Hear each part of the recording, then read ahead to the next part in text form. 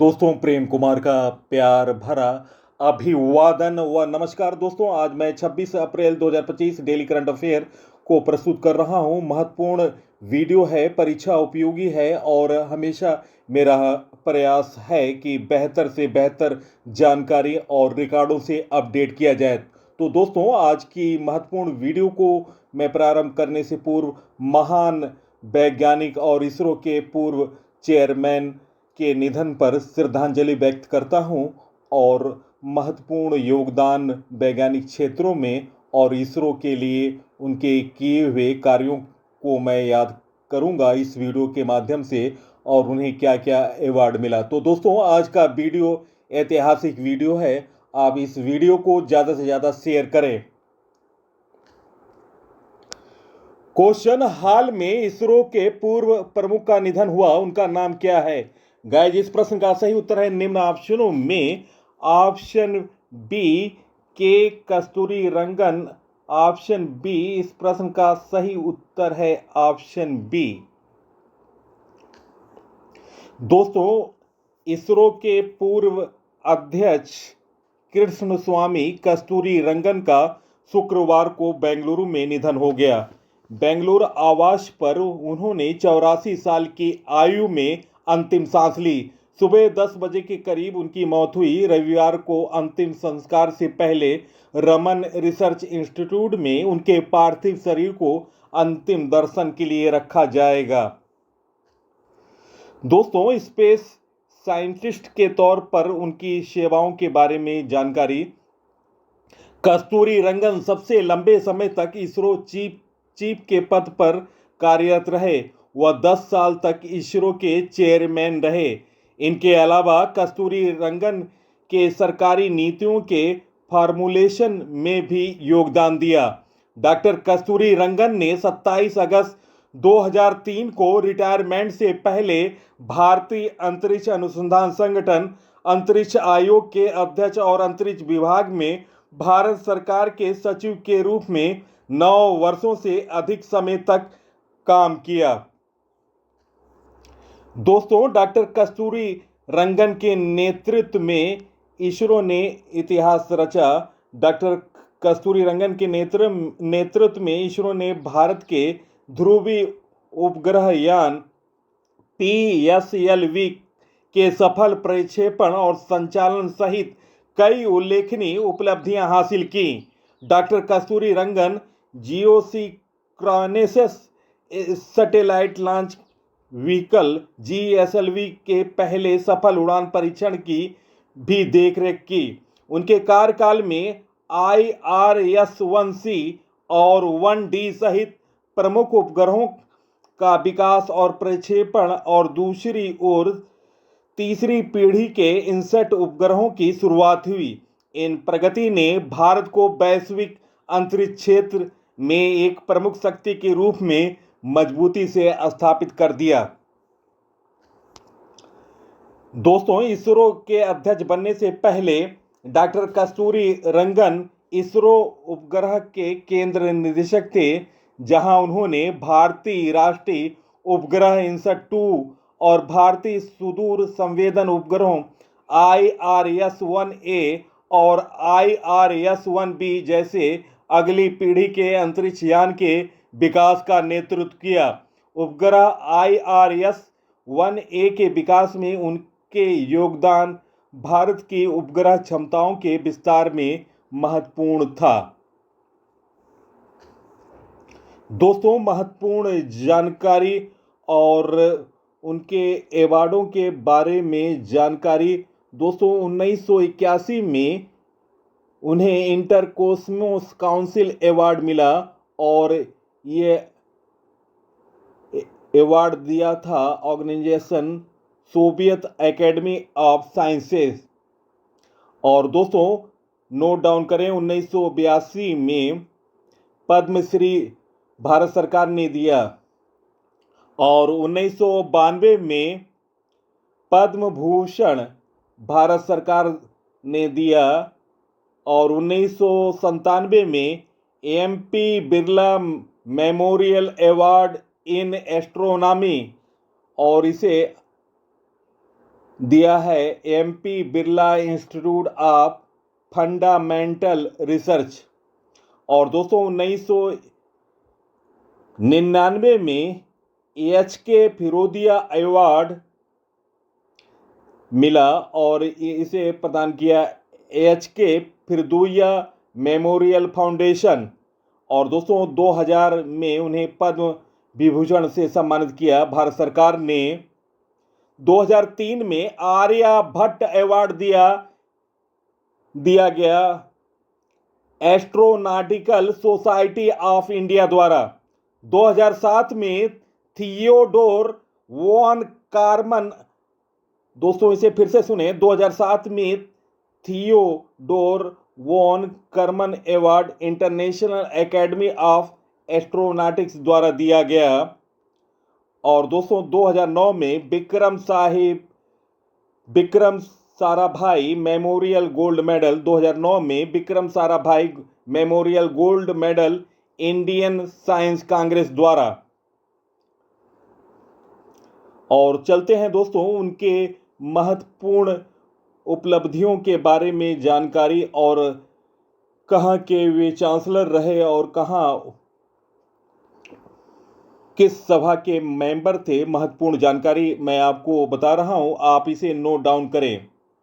1994 से 2003 तक इसरो के चेयरमैन रहे। वर्तमान में यूनिवर्सिटी ऑफ राजस्थान और NIIT यूनिवर्सिटी के चांसलर थे। और दोस्तों आपको बता दें जवाहरलाल नेहरू यूनिवर्सिटी के चांसलर रहे। कर्नाटक नॉलेज कमीशन के चेयरमैन रहे। और दोस्तों 2003 से 2009 के बीच वे राज्यसभा के मेंबर रहे। प्लानिंग कमीशन ऑफ इंडिया के भी वे मेंबर रहे। बेंगलुरु के national institute of advance studies के डायरेक्टर रहे। डिपार्टमेंट ऑफ स्पेस के लिए भारत सरकार के सेक्रेटरी रहे। NEP 2020 की ड्राफ्टिंग कमेटी के अध्यक्ष थे, जो उनके शिक्षा के क्षेत्र में उनके द्वारा दिए गए महत्वपूर्ण योगदानों में से एक था। तो दोस्तों महत्वपूर्ण क्षति हुई है और भारत के वैज्ञानिक जगत का एक सितारा खो दिया है। हमारी स्टडी जोन PC चैनल की तरफ से उन्हें ढेर सारी संवेदनाएं उनके परिवार को, और उन्हें क्षमता दे कि वे इस विपत्ति से निकलें और आगे बढ़ें। तो दोस्तों नेक्स्ट क्वेश्चन, हाल में किस बोइंग का उपाध्यक्ष और प्रबंध निदेशक किसे नियुक्त किया गया है? गाइस इस प्रश्न का सही उत्तर है निम्न ऑप्शनों में ऑप्शन बी स्टेसी साइर। इस प्रश्न का सही उत्तर ऑप्शन बी। दोस्तों वैश्विक एरोस्पेस और रक्षा क्षेत्र की दिग्गज कंपनी बोइंग ने स्टेसी साइर को Boeing India engineering and technology centre BIETC की नई उपाध्यक्ष और प्रबंध निदेशक नियुक्त किया, और इसके साथ ही वह बोइंग इंडिया की चीफ इंजीनियर की भूमिका निभाएंगी।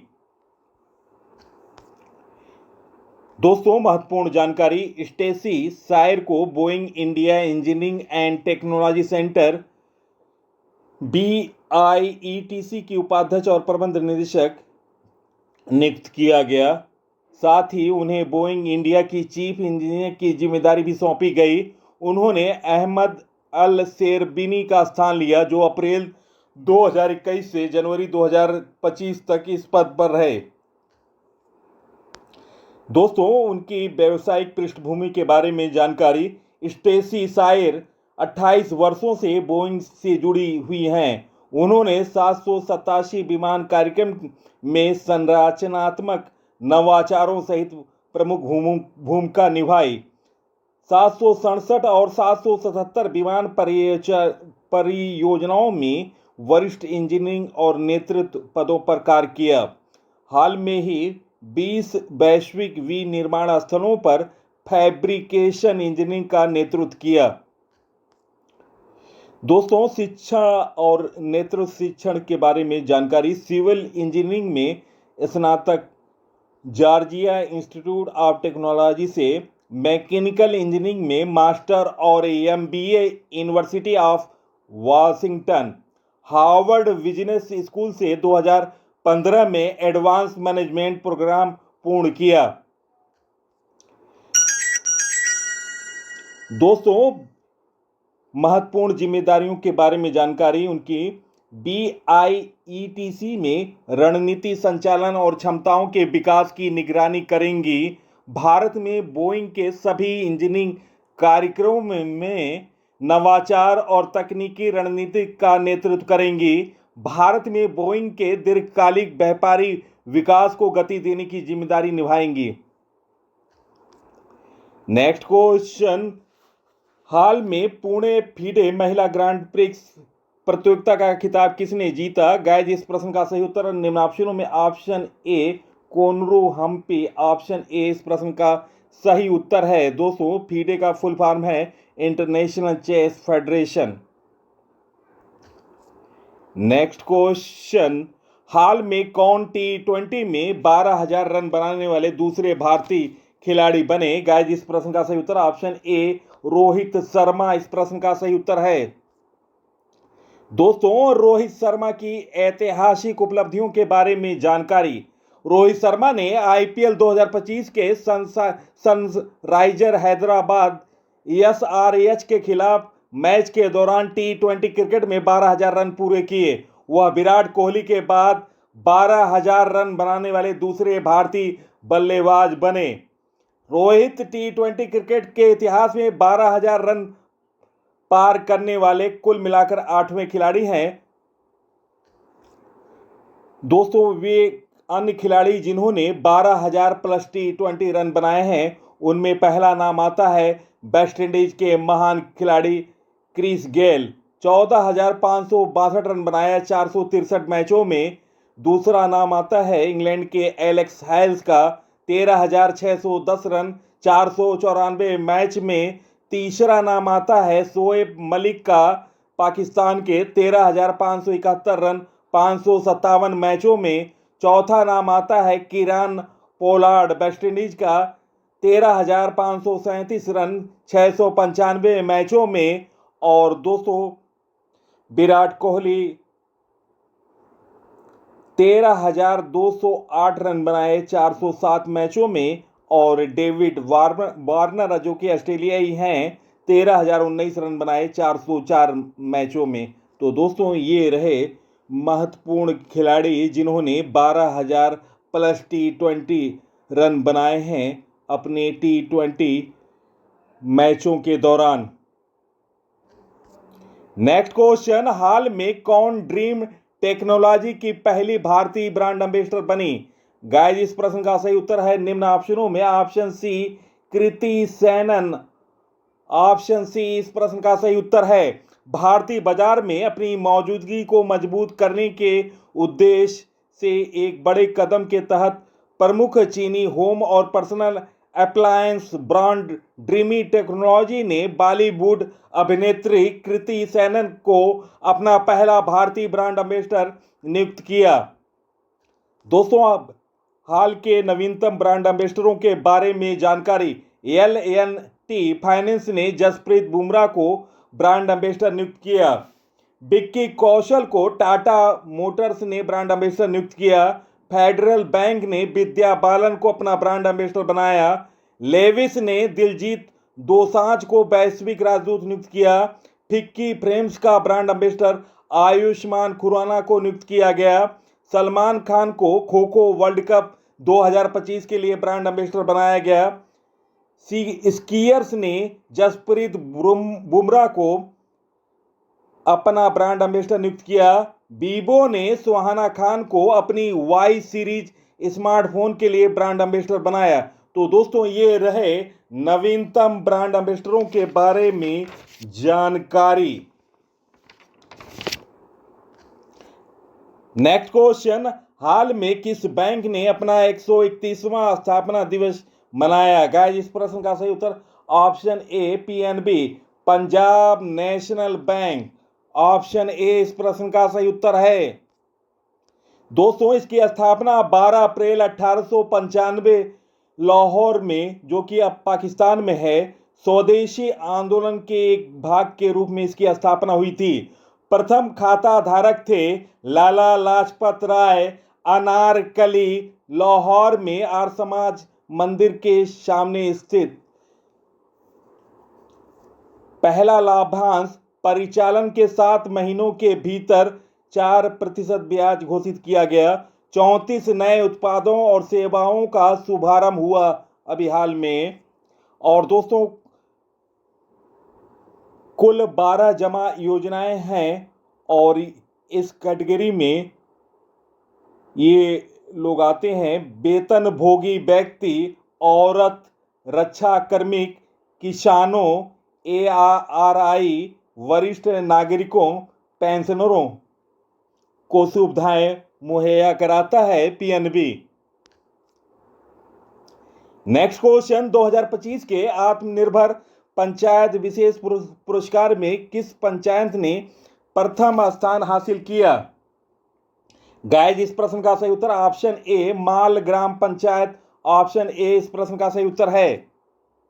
दोस्तों, रंगारेड्डी जिले के याचारम मंडल की माल ग्राम पंचायत को राजस्व के स्वयं के स्रोत बनाने और आत्मनिर्भरता को बढ़ावा देने के उत्कृष्ट प्रयासों के लिए प्रतिष्ठित आत्मनिर्भर पंचायत विशेष पुरस्कार के लिए चुना गया। इस श्रेणी में माल ग्राम पंचायत ने पूरे देश में पहला स्थान प्राप्त किया। वहीं उड़ीसा के मयूरभंज जिले की हदबद्रा गांव ग्राम पंचायत, दोस्तों इसे फिर से सुने, उड़ीसा के मयूरभंज जिले की हटबद्रा ग्राम पंचायत ने दूसरा स्थान प्राप्त किया। जबकि आंध्र प्रदेश के कृष्णा जिले की गोलापूड़ी ग्राम पंचायत ने तीसरा स्थान प्राप्त किया। विजेताओं को क्रमशः प्रथम, द्वितीय और तृतीय स्थान के लिए 1 करोड़ रुपया, 75 लाख और 50 लाख रुपए का वित्तीय प्रोत्साहन राशि के साथ विशेष रूप से डिजाइन की हुई कलाकृति भेंट की जाएगी। और दोस्तों, प्रथम पुरस्कार को 1 करोड़ रुपया इनाम मिला और द्वितीय को 75 लाख रुपए और तृतीय को 50 लाख रुपए का वित्तीय प्रोत्साहन राशि मिला। नेक्स्ट क्वेश्चन, हाल में दुनिया की पहली ह्यूमनॉइड रोबोट हाफ मैराथन कहां हुई? गाइस, इस प्रश्न का सही उत्तर ऑप्शन ए चीन इस प्रश्न का सही उत्तर है। चीन की राजधानी बीजिंग है और मुद्रा है चीनी मुद्रा युआन है और राष्ट्रपति हैं शी जिनपिंग। दोस्तों, एनबीसी न्यूज की खबर के अनुसार इस हाफ मैराथन में चीन निर्मित कुल 21 मानव रोबोट लगभग 12,000 लोगों के साथ शामिल हुए। विभिन्न आकार में निर्मित यह रोबोट मानव प्रशिक्षकों के साथ थे। उन्हें अलग ट्रैक पर दौड़ते समय कुछ दूर से नियंत्रित किया गया। चीन ने इसे ऐतिहासिक क्षण बताया। बीजिंग ने कहा कि यह दौड़ कृत्रिम बुद्धिमत्ता में दुनिया की 2 सबसे बड़ी शक्तियों अमेरिका और चीन के बीच बढ़ती तकनीकी प्रतिद्वंद्विता के बीच हुई।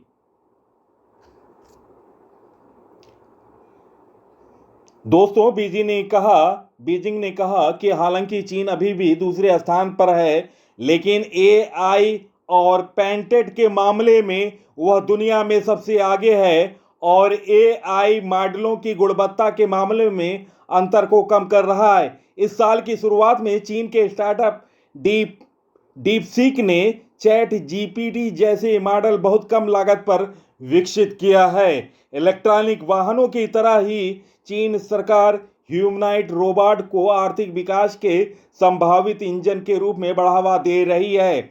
यह तब है जब ट्रंप प्रशासन आर्टिफिशियल इंटेलिजेंस चिप पर अमेरिकी निर्यात नियंत्रण को कड़ा कर रहा है। नेक्स्ट क्वेश्चन, हाल में कौन एशियन योगासन चैंपियनशिप की मेजबानी करेगा? गाइस इस प्रश्न का सही उत्तर निम्न ऑप्शनों में ऑप्शन ए भारत इस प्रश्न का सही उत्तर है। दोस्तों, योग को एक प्रतिस्पर्धा खेल के रूप में बढ़ावा देने के लिए एक बड़े कदम के रूप में भारत 25 से 27 अप्रैल 2025 तक नई दिल्ली के इंदिरा गांधी इंडोर स्टेडियम में दूसरी एशियाई योगासन खेल चैंपियनशिप की मेजबानी करने के लिए तैयार है। युवा मामले और खेल मंत्रालय, भारतीय खेल प्राधिकरण, साई और योगासन इंडिया द्वारा संयुक्त रूप से आयोजित इस चैंपियनशिप में 20 से अधिक एशियाई देशों का प्रतिनिधित्व करने वाले 170 से अधिक एथलीट, 40 तकनीकी अधिकारी और 30 टीम मैनेजर और कोच भाग ले रहे हैं। यह प्रतिष्ठित आयोजन योगासन को विश्व स्तर पर मान्यता प्राप्त खेल के रूप में स्थापित करने की दिशा में एक महत्वपूर्ण कदम है।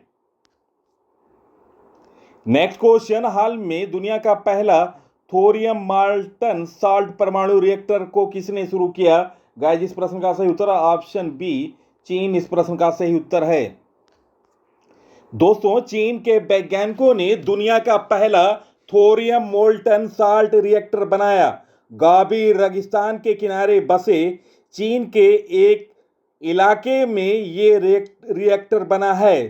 छोटा सा लेकिन ताकतवर 2 मेगावाट की थर्मल एनर्जी बनाता है। इसमें आम न्यूक्लियर रिएक्टर की तरह यूरेनियम नहीं है, बल्कि थोरियम नाम का एक खास रेडियोधर्मी धातु जलाया जाता है। नेक्स्ट क्वेश्चन, ग्रीनलैंड और किस देश के बीच एक सूक्ष्म महाद्वीप की खोज की गई? गाइस इस प्रश्न का सही उत्तर निम्न ऑप्शनों में ऑप्शन बी कनाडा इस प्रश्न का सही उत्तर है। दोस्तों, वैज्ञानिकों ने ग्रीनलैंड में एक अहम खोज की है। वैज्ञानिकों को ग्रीनलैंड की मोटी बर्फ के नीचे एक खोया हुआ महाद्वीप टुकड़ा मिला। माना जा रहा है कि यह माइक्रो महाद्वीप करोड़ों साल पहले बना, जो आज तक छिपा हुआ था। यह महाद्वीप ग्रीनलैंड और कनाडा के बीच एक जटिल टेक्टोनिक रिफ्ट सिस्टम का हिस्सा है। वैज्ञानिकों ने गुरुत्वाकर्षण मानचित्रों और भूकंपी इमेजिंग इस्तेमाल करके इस महाद्वीप का पता लगाया। इस खोज से उत्तरी अटलांटिक का मानचित्र बदल सकता है। साथ ही यह प्लेट टेक्टोनिक पुनर्गठन, महाद्वीप अलगाव और नए महासागर के जन्म के दौरान प्राचीन क्रस्ट के टुकड़ों में फंसने की समझ को भी बढ़ाता है। दोस्तों, पीसी सर की मेहनत और बेहतर जानकारी आपको पसंद आ रही होगी। आप इस वीडियो को सोशल साइट और स्टडी ग्रुपों पर अपने कम से कम 5 साथियों को शेयर करें। बेहतर जानकारी और रिकॉर्डों से अपडेटेड जानकारी चैनल की खासियत है। नेक्स्ट क्वेश्चन, हाल में विश्व मलेरिया दिवस कब मनाया गया? गाइस इस प्रश्न का सही उत्तर ऑप्शन ए 25 अप्रैल इस प्रश्न का सही उत्तर है। हर वर्ष 25 अप्रैल को दुनिया भर में विश्व मलेरिया दिवस मनाया जाता है। इस दिन का उद्देश्य मलेरिया की रोकथाम और इलाज के प्रति जागरूकता बढ़ाना है। दोस्तों, विश्व मलेरिया हर वर्ष 25 अप्रैल को दुनिया भर में मनाया जाता है। और दोस्तों, मैं बताऊं आपको, इसकी शुरुआत 2007 में विश्व स्वास्थ्य सभा के दौरान विश्व स्वास्थ्य संगठन WHO के सदस्य देशों द्वारा की गई थी। और दोस्तों, 2025 के लिए थीम है मलेरिया का अंत हमारे साथ। पुनः निर्वेश करें, पुनर्कल्पना करें, फिर से प्रज्वलित करें। फिर से इस थीम को सुने, मलेरिया का अंत हमारे साथ, पुनर्निर्वेश करें, पुनः कल्पना करें, फिर से प्रज्वलित करें। नवाचार, सहयोग और निरंतर कार्रवाई के माध्यम से मलेरिया को समाप्त करने के लिए नए वैश्विक प्रतिबद्धता का आह्वान करता है। दोस्तों, भारत के आदिवासी इलाकों में मलेरिया एक बड़ी समस्या है। अनुमान है कि मलेरिया के सभी मामलों में 50%, फाल्सीपेरम मलेरिया के सभी मामलों में 70% और मलेरिया से होने वाली सभी मौतों में से 90% आदिवासी इलाकों में होती है। आदिवासी क्षेत्रों में मलेरिया के उच्च मामले कई कारणों से होते हैं। पर्यावरणीय जोखिम, वेक्टर पारिस्थितिकी और व्यक्तिगत जोखिम, भौगोलिक पहुंच की चुनौतियां, गरीब और खराब स्वास्थ्य सेवाएं इस महामारी को बढ़ावा देती हैं। दोस्तों, महत्वपूर्ण जानकारी। विश्व मलेरिया दिवस हर साल 25 अप्रैल को विश्व स्तर पर मनाया जाता है। और दोस्तों, महत्वपूर्ण जानकारी, आप इसे नोट डाउन करें। 2023 से 2025 के बीच मलेरिया के मामलों में 80.5% की कमी के साथ भारत 2024 में WHO के उच्च बोझ से उच्च प्रभाव HBHI समूह से बाहर निकल गया, जो कि एक महत्वपूर्ण वैश्विक सफलता दर्शाता है। 2015 और 2023 के बीच मलेरिया से होने वाली मौतों में 78.38% की कमी आई।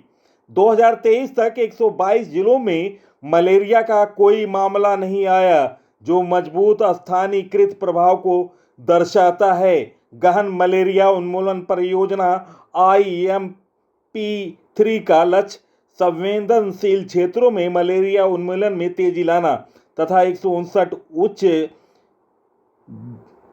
उच्च क्षेत्र वाले जिले इसमें शामिल हैं। राष्ट्रव्यापी जांच, उपचार, ट्रैक रणनीति शीघ्र पता लगाने और समय पर उपचार सुनिश्चित करती है। भारत का लक्ष्य 2027 तक शून्य स्वदेशी मलेरिया के मामलों और 2030 तक पूर्ण उन्मूलन को प्राप्त करना है। तो दोस्तों, महत्वपूर्ण जानकारी मैंने दी है। आप इस वीडियो को ज़्यादा से ज़्यादा अपने साथियों को शेयर करें। नेक्स्ट क्वेश्चन, हाल में 2 दिवसीय भारत शिखर सम्मेलन 2025 कहाँ शुरू किया गया? गाइस, इस प्रश्न का सही उत्तर है निम्न ऑप्शनों में। ऑप्शन ए तेलंगाना, इस प्रश्न का सही उत्तर है ऑप्शन ए। दोस्तों, तेलंगाना की राजधानी हैदराबाद है और मुख्यमंत्री हैं रेवंत रेड्डी और गवर्नर हैं जिष्णु देव वर्मा। दोस्तों,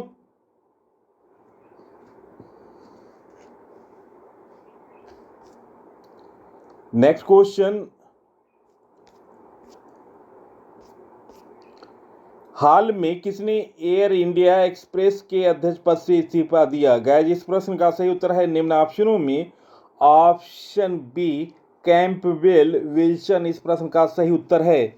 एयर इंडिया की मौजूदा CEO और जून 2022 में एयर इंडिया एक्सप्रेस के चेयरमैन के रूप में कार्यरत कैंपबेल विल्सन ने अब एयर इंडिया एक्सप्रेस के अध्यक्ष पद से इस्तीफा देने की घोषणा की है। नेक्स्ट क्वेश्चन, हाल में दुर्लभ सिक्कों की 2 दिवसीय प्रदर्शनी का उद्घाटन कहाँ किया गया? गाइस, इस प्रश्न का सही उत्तर निम्न ऑप्शनों में। ऑप्शन सी जम्मू, इस प्रश्न का सही उत्तर है। जम्मू के कला केंद्र में 2 दिवसीय दुर्लभ सिक्कों की प्रदर्शनी का उद्घाटन किया गया। प्रदर्शनी में विभिन्न ऐतिहासिक कालखंडों के लगभग 1000 दुर्लभ सिक्के प्रदर्शित किए गए, जिनमें कनिष्क इंडो यूनानी शासक, इस्लाम से पहले और बाद के विविध सिक्के शामिल हैं। नेक्स्ट क्वेश्चन, हाल में किस राज्य के 27 में से 16 जिले मलेरिया मुक्त घोषित किए गए? गाइस, इस प्रश्न का सही उत्तर है निम्न ऑप्शनों में।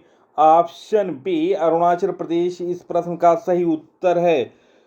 दोस्तों, अरुणाचल प्रदेश की राजधानी ईटानगर है। मुख्यमंत्री हैं प्रेम खांडू और गवर्नर हैं KT परनाइक। दोस्तों, अरुणाचल प्रदेश के तवांग, पश्चिम कामांग, पूर्वी कामांग, पक्के केशांग, लोअर सुबनसिरी, क्राडांडी, कुरंग कुमे, कामले, ऊपरी सुबनसिरी, दिबांग घाटी, अजा, पूर्वी सियांग, नामसई, लोंगडिंग और निचली दिबांग घाटी मलेरिया मुक्त जिले घोषित किए गए हैं। और दोस्तों, महत्वपूर्ण जानकारी आपको मैं दे रहा हूं। अरुणाचल प्रदेश से संबंधित 20 फरवरी 1987 को भारतीय संविधान के 53वें संशोधन के तहत इसे पूर्ण राज्य का दर्जा मिला था। भारतीय सेना ने अरुणाचल प्रदेश में उच्च तीव्रता वाला त्रिसेवा अभ्यास पूर्वी प्रहार का आयोजन किया। अरुणाचल प्रदेश के नवीनतम करंट अफेयर। अरुणाचल प्रदेश में 20,942 फीट ऊंची एक चोटी का नाम दलाई लामा के नाम पर त्यांगसांग्यांग ग्यात्सो के नाम पर रखा गया। भारतीय सेना ने अरुणाचल प्रदेश में उच्च तीव्रता वाले त्रिसेवा अभ्यास पूर्वी प्रहार का आयोजन किया। अरुणाचल प्रदेश में ईगल नेस्ट बर्ड फेस्टिवल आयोजित किया गया। टॉप 10 विश्व पुमसे रैंकिंग में भारत की पहली ताइक्वांडो खिलाड़ी रूपा ब्योरा पहुंची हैं। अरुणाचल प्रदेश में न्योकुम योलो उत्सव मनाया गया। अरुणाचल प्रदेश ने 20 फरवरी को अपना 38वां स्थापना दिवस मनाया। तो दोस्तों, ये रहे अरुणाचल प्रदेश के नवीनतम करंट अफेयर। नेक्स्ट क्वेश्चन, हाल में किसने लीवर रोगों के लिए HEALID पहल शुरुआत की? गाइस, इस प्रश्न का सही उत्तर है निम्न ऑप्शनों में ऑप्शन बी अमित शाह इस प्रश्न का सही उत्तर है। दोस्तों, HEALD स्वस्थ एकीकृत शिक्षा और शराब से संबंधित यकृत रोग की रोकथाम का उद्देश्य प्रारंभिक जांच और उपचार के माध्यम से देश भर में यकृत रोग से निपटना। दोस्तों, HEALD का full form health liver education and alcohol associate liver disease prevention. Next question, हाल में भारत ने किस पड़ोसी देश को 4.8 टन टीके दान किए? गाइस, इस प्रश्न का सही उत्तर है निम्न ऑप्शनों में ऑप्शन सी अफगानिस्तान इस प्रश्न का सही उत्तर है। अफगानिस्तान की राजधानी काबुल है। मुद्रा है अफगानी। प्रधानमंत्री हैं हसन अखुंद। भारत ने अफगानिस्तान को 4.8 टन टीके दान किए। इन टीकों में रेबीज, टेटनस, हेपेटाइटिस बी और इन्फ्लुएंजा से लड़ने के लिए टीके शामिल हैं। नेक्स्ट क्वेश्चन, हाल में कुल AI निवेश के आधार पर टॉप देशों में कौन शीर्ष पर रहा? गाइस, इस प्रश्न का सही उत्तर ऑप्शन ए अमेरिका। महत्वपूर्ण क्वेश्चन, आप इसे क्वेश्चन को स्टार दें। ऑप्शन ए अमेरिका इस प्रश्न का सही उत्तर है। दोस्तों, artificial intelligence investment by country में टॉप देश रहा यूनाइटेड स्टेट। दूसरे स्थान पर चीन। दोस्तों, पहली स्थान पर यूनाइटेड स्टेट और चीन हैं। दूसरे स्थान पर है यूनाइटेड किंगडम। तीसरे स्थान पर कनाडा। चौथे स्थान पर इजराइल। पाँचवें स्थान पर जर्मनी। सातवें नंबर पर इंडिया है और 8वें पर साउथ कोरिया है और दोस्तों 7वें पर है सिंगापुर। दोस्तों, आर्टिफिशियल इंटेलिजेंस AI तेजी से एक परिवर्तनकारी शक्ति बन गई जो उद्योगों और राष्ट्रीय रणनीतियों को समान रूप से एक नया रूप दे रही है। जैसे जैसे दुनिया ऑटोमेशन, मशीन लर्निंग और डेटा संचालित नवाचार को अपना रही है, वैश्विक AI निवेश में उछाल आया। 2024 में AI वैश्विक बाजार बढ़कर 279.22 बिलियन अमेरिकी डॉलर हो गया, जिसमें 2025 से 2030 तक 35.9% की अनुमानित चक्रवृद्धि वार्षिक वृद्धि दर है। दोस्तों, ये रिसर्च किया है ग्रैंड व्यू रिसर्च ने। दोस्तों, टॉप रैंक वाले देशों और कुल निवेश USD बिलियन। पहले स्थान पर संयुक्त राज्य अमेरिका 470.9। दूसरे स्थान पर चीन 119.3। तीसरे नंबर पर यूनाइटेड किंगडम 28.2। चौथे स्थान पर कनाडा 15.3। पाँचवें स्थान पर इजराइल 15.0। छठे स्थान पर जर्मनी 11.3। 7वें नंबर पर भारत 11.1, 8वें स्थान पर फ्रांस 9वें स्थान पर दक्षिण कोरिया 7.3 और 10वें नंबर पर है सिंगापुर 7.3 USD बिलियन। तो दोस्तों ये रहे टॉप देशों के बारे में जानकारी, टॉप 10। नेक्स्ट क्वेश्चन, हाल में किस राज्य के लिंगईपुई हवाई अड्डे की सुरक्षा का जिम्मा CSF ने संभाला? गाइस इस प्रश्न का सही उत्तर है निम्न ऑप्शनों में ऑप्शन सी मिजोरम। इस प्रश्न का सही उत्तर है दोस्तों मिजोरम की राजधानी आइजोल है, मुख्यमंत्री है लालदुहमा, गवर्नर है लेफ्टिनेंट दोस्तों गवर्नर हैं VK Singh, general VK Singh. दोस्तों केंद्रीय औद्योगिक सुरक्षा बल CSF ने मिजोरम के लेंगपुई हवाई अड्डे की सुरक्षा का दायित्व आधिकारिक रूप से संभाल लिया। यह मिजोरम का एकमात्र घरेलू हवाई अड्डा है। CSF की सुरक्षा में आने वाला लेंगपुई हवाई अड्डा भारत का 69वां एयरपोर्ट बन गया। दोस्तों मिजोरम का नवीनतम करंट अफेयर, मिजोरम सरकार ने किसानों और उद्यमियों को समर्थन देने के लिए बाना काह्य योजना शुरू की। खिल्ली राम मीना को मिजोरम का मुख्य सचिव नियुक्त किया गया। भारत के मिजोरम से सिंगापुर तक एंथोरियम फूलों की पहली बार निर्यात हुआ। पूर्वोत्तर भारत के मिजोरम में त्यौहार चापचूर कूट मनाया गया। मिजोरम के पहले स्काई वॉक का उद्घाटन आइजोल में किया गया। तो दोस्तों ये रहे मिजोरम के नवीनतम करंट अफेयर। नेक्स्ट क्वेश्चन, हाल में 2 दिवसीय भारत शिखर सम्मेलन 2025 का आयोजन कहां किया गया? गाइस इस प्रश्न का सही उत्तर ऑप्शन ए तेलंगाना। इस प्रश्न का सही उत्तर है ऑप्शन ए।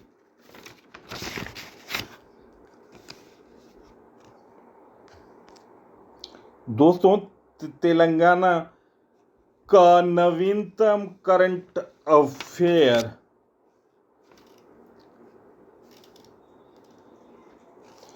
तेलंगाना को टीवी प्रशिक्षण में उत्कृष्टता के लिए राष्ट्रीय पुरस्कार मिला। तेलंगाना में सीड साइबर सुरक्षा लैब का उद्घाटन किया गया। तेलंगाना में शील्ड।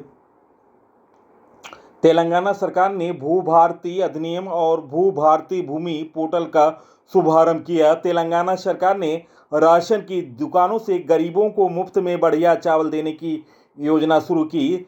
तेलंगाना की चपाती मिर्च को GI टैग मिला। सार्वजनिक क्षेत्र की समस्याओं को दूर करने के लिए AI rising grand challenge Telangana ने शुरू किया और SC वर्गीकरण अधिनियम को लागू करने वाला पहला राज्य तेलंगाना बना।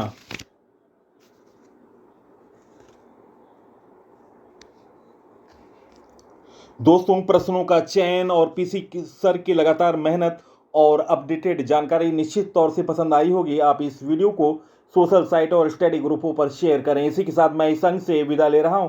अगले अंक में आपसे मुलाकात होगी। तब तक के लिए नमस्कार, वंदे मातरम, जय हिंद, जय भारत।